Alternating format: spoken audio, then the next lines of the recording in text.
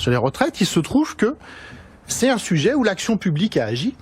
Hein, et donc, il y a quelqu'un que tout le monde a oublié, effectivement, qui s'appelle Lionel Jospin, qui avait mis en place un fonds de réserve pour les retraites. Ce fonds de réserve, il est doté de plus de 30 milliards. 35, je dirais même. Voilà. Ouais. Mais il y a des engagements qui fait que bon. D'autre part, les systèmes de retraite complémentaires ont eux aussi des fonds de réserve. Et le président du Conseil d'orientation des retraites, qui est censé être quand même la personne qui connaît le mieux l'état des retraites en France, nous dit ces fonds de réserve, leur total c'est 116 milliards d'euros.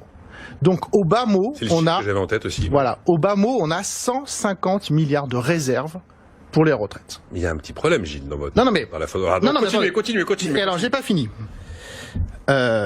Qui se souvient de la CADES? Moi. Bah oui. 96. On suit au sujet. Création de la caisse d'amortissement de la dette sociale financée par la CRDS. La contribution au remboursement de la dette sociale, dont la durée de vie a été prolongée en théorie et ne peut plus être prolongée au-delà de 2024. 20 sur 20, hein. Ouais. Élève dose, vous avez les félicitations du jury. Merci. Donc en 2024, effectivement, la CADES... Mais attendez, j'ai pas présenté les autres en fait. Non, mais attendez, je finis, parce que c'est quand même On incroyable. sait même pas qui est Gilles Ravaud là pour l'instant. Oui, mais c'est pas grave. Ça n'a aucune espèce d'importance. Parce que ça, c'est une chose, information chacun peut vérifier sur Internet facilement. Donc la CADES, effectivement, aura fini de rembourser la dette de la Sécu en 2024 et dégagera au minimum encore 24 milliards d'euros. Le président de la CADES... dégagera 24 milliards. Mais oui, Jean-Louis Ray déclare « Aucun gouvernement n'a eu à arbitrer une telle manne ». Donc ce que ça veut dire, c'est qu'en fait, et donc c'est là qui est quand même sidérant, je suis désolé de décevoir tout le monde, mais en fait il n'y a pas de problème de financement des retraites, et je pourrais continuer longtemps comme ça en expliquant qu'avec une politique d'emploi un peu moins débile, en créant des emplois et en augmentant les salaires, on finance les retraites mais hyper large. Et pourquoi ?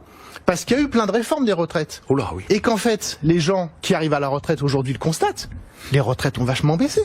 Et en fait, le vrai problème des retraites, c'est la pauvreté des vieux, qui va arriver de façon évidente dans les prochaines années. Qui n'est pas massive aujourd'hui. Qui n'est pas du tout massive aujourd'hui, qui est la plus grande réussite de l'histoire sociale de la France.